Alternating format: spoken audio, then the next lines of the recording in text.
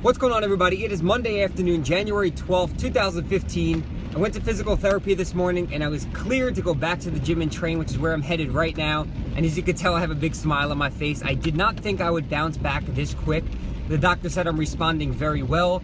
I'm about 90% better from where I was last week, to where I could barely put my sock on because it was so painful. It was hard to walk and I couldn't really sleep at night, but I'm feeling great as of this morning.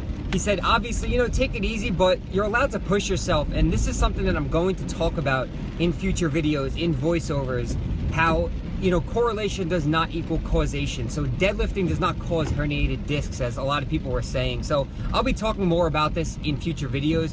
But first things first is I have to say thank you again to the response of my last video where I was talking about the injury. You guys have offered an overwhelming amount of support. I read every single comment and responded to as many as possible. And seriously, you guys are incredible. People saying, get well soon, I wish you have a speedy recovery. That means the world to me, and I can't thank you enough. And I know a lot of you guys are dealing with injuries and stuff yourself, and I have a lot to talk about. So I'll save some of that for the voiceover, and I'm about to hit the gym.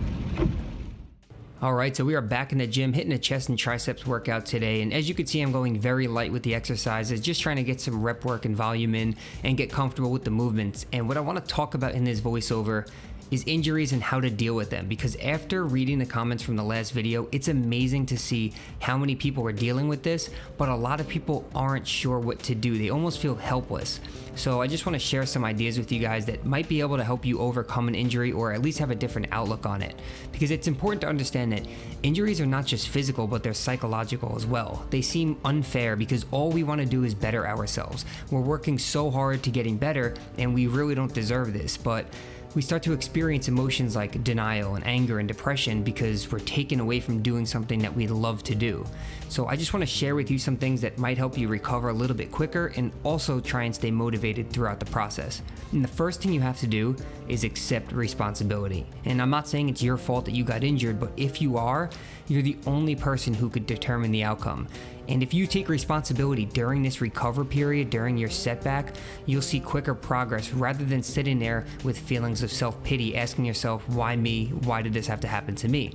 And here are a few things you could definitely do. And the first thing would be learn about your injury. After I experienced my herniated discs last year and had sciatica and nerve compression, I had no idea what that actually meant. So I spent days and weeks researching, watching videos, asking questions, and learning more about the cause of this, the treatment, and the prevention. Because here's what happens. If you don't understand the injury, it will lead to anxiety because you have no idea what's wrong, what the recovery process is like, and what you're able to do and not able to do. So the more you know about the injury, the better you'll feel about recovering.